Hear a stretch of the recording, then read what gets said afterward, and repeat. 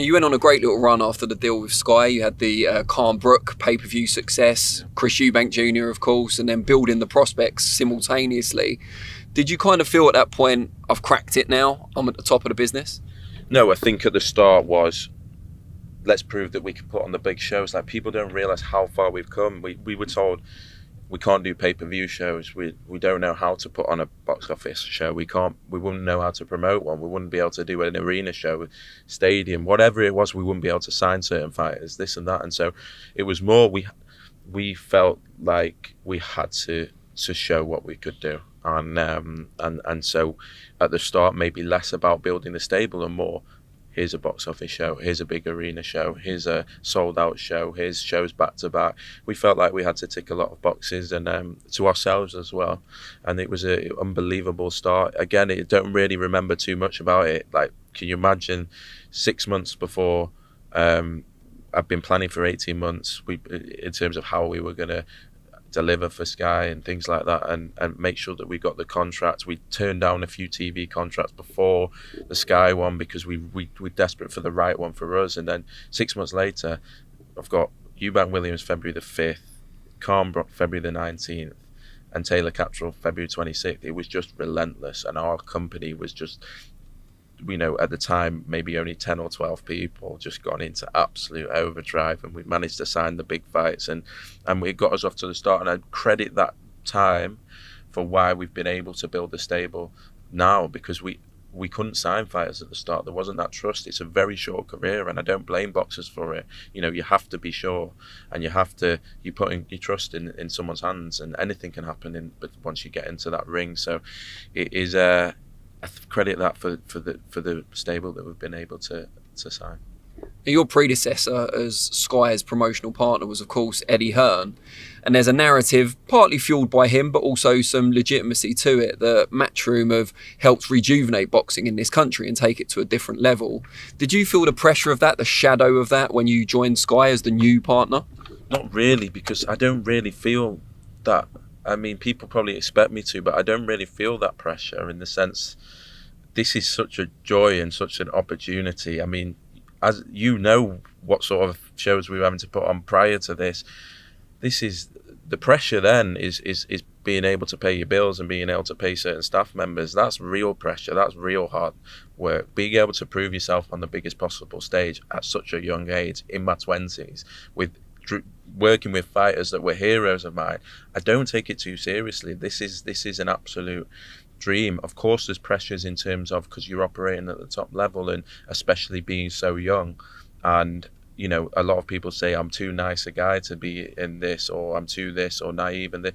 But I think you can't, and trying to stick to what you are and being that, those are challenges, I think, that everyone faces in their life at some point. But I think, to go back to the Matchroom point, I think they did an unbelievable job, and I was a fan. It was a monopoly, though. There wasn't. It was in terms of, it was the first time Sky had gone with one promoter, which I think was a good move for Sky at the time. And Frank had gone to Box Nation, and things didn't quite work out. And at the time, there was no real competition in the market, and they 100% did. Sky Sports, I credit this with them as well, and that's why I think they're the most unbelievable partner for boxing. They've been there consistently, year after year, for a long time. And now we're in a completely different environment where, we've got the Sky contract, but we're competing with the largest ever volume and budget that we've ever seen in British boxing on one broadcaster. And then also Frank, who's doing extremely well with Queensberry on BT. It's a totally different game now.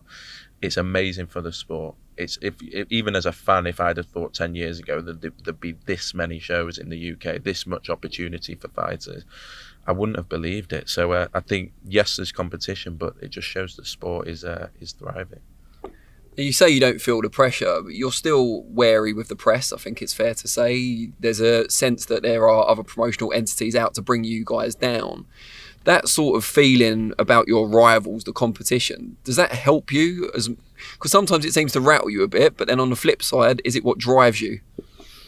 Look, you're right in that sense. Like, it's just not what maybe it was naive to think, well, we've not done anything, we're not going to do anything wrong, so we're not going to get involved in that. So it's not going to be like that. But yeah, it's been because probably it's been such a period of dominance in the US as well. It's been Aaron and Heyman, but in the UK it's been Warren and him for so long. It's been like it's crazy to see, someone be so what's the word, like so obstinate and so unbelievably aggressive in the way they go about their business, and I almost wear it as a badge of honor. Whilst for me, boxing would be in a lot better place if we didn't go down that route. I truly believe that. I think most fans believe that as well. I appreciate it does numbers on YouTube and things like that, and that's why it's all part of the same game. When all the YouTubers are there and they just want me to talk about another promoter, or and they're desperate, and I'll do a 9-minute interview, and if I've said one thing because they've asked me 14 times, and maybe on the last one I say something, and then suddenly it's a headline and it's Ben Shalom's as bad as them, and he said this, what a joker, and so that's where I've been wary, because that's just not what I believe in. It's not what I enjoy doing. That's not my character. And so I've been put in a situation that isn't comfortable for me, because it's just not what I enjoy doing. It's not what helps my business. It doesn't help my fighters. It doesn't help the shows that we're putting on. And so it's that you're probably right. That has been the most challenging part, because it's just something we're not interested in. And talking of uncomfortable situations, when you came into Sky, the head of boxing commercial development was Adam Smith. Reliable figure, always around on fight weeks, very good on the business side. Had a great relationship with Eddie, seemed to love the early parts of the relationship with you, spoke to you every day, he was saying, really enthused by your youth and energy and ideas. And then not long into the job for you, Adam is taken ill and has to take a sabbatical, which is still ongoing. Our thoughts go out to him. I'm not going to say too much because it's not my place. But he isn't well at the moment, I think it's fair to say. And you're then in the deep end without that support, that person who's been at Sky for longer than everyone else and really knows the job. Has that been tough to kind of manage without him? To be honest, it's the media where Adam is great with. And I think, he was so fun to work with. I do think one day we may see him back, and as my thoughts go to him and his family, to be honest. And he is a great guy and unbelievable for British boxing way before my time. He was working for Sky before I was born. So obviously a big miss in the media, and a big miss just in general. Larger than life character, and very, very smart, knows the business inside out. But look, sometimes I sit there on a fight night and I do miss him, because he was just a good guy, and he had Sky Sports Boxing, but also British boxing's interest at heart. And but we have an amazing team, and John Wishusen, who was head of boxing at Matchroom for a long time, is our head of boxing, and we have a very experienced team in matchmaking and around broadcast and events and things like that. So very experienced team. But of course Adam Smith was great for me. And I'm really helpful, especially in those early parts, and hopefully he'll be back. But not just that, he's a unbelievable commentator, and I think you miss that voice on those big events.